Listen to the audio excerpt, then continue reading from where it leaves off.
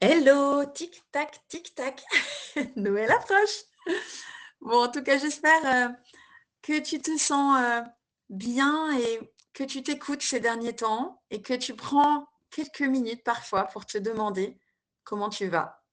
Je te pose cette question aujourd'hui. Comment est ton niveau d'énergie entre 1 et 10, 10 étant, waouh, le plafond, la le meilleur, axe, énergétique que tu peux atteindre et 1 étant le: «Je suis au fond du seau là, c'est compliqué».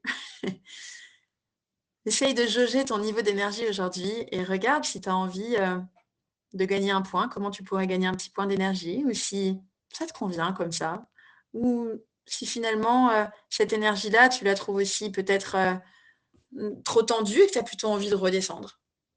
Voilà, comment est-ce que tu peux t'écouter aujourd'hui pour tout doucement préparer aussi, cette énergie de fête dont on parle beaucoup, cette énergie de convivialité?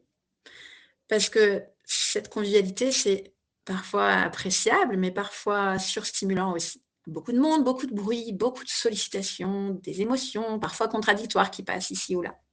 Je t'en parle depuis quelques jours, donc cette protection, j'ai envie de t'accompagner encore jusqu'au fait pour, t'aider à voir si c'est utile pour toi, comment protéger ton énergie et comment respecter ce qui se passe à l'intérieur, comment faire en sorte de mettre dans un petit cocon ton énergie pour bien l'entretenir pendant cette période avec, peut-être des micro-gestes même.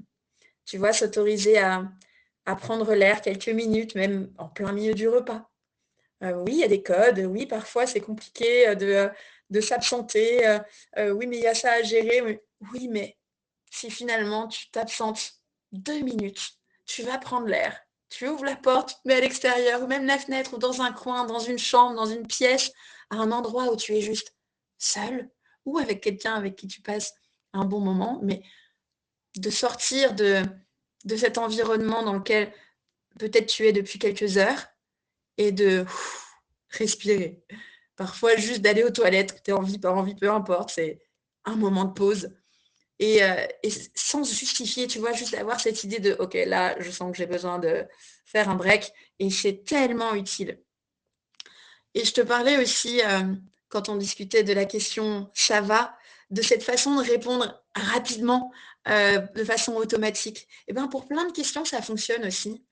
On a tendance à répondre très vite et l'idée ici, c'est, dans ces moments-là où on a besoin de se protéger, au niveau de l'énergie, quand il y a beaucoup d'événements, de stimulation, c'est de ne pas répondre tout de suite. C'est de laisser un petit silence, de pas rebondir sur chaque phrase, chaque, remarque peut-être, chaque idée, c'est de parfois d'en laisser passer, de se dire: «OK, je prendrai la prochaine» et si on s'adresse à toi, d'avoir, oui, parfois un petit silence, un moment de: «Mmh», c'est comme si tu avais besoin de réfléchir, même si tu connais la réponse, juste pour, redescendre un peu. Parce que parfois ça paraît anodin et en fait ça envoie un message clair à ton système nerveux de: «C'est bon, tu es en sécurité, tout va bien, je me gère».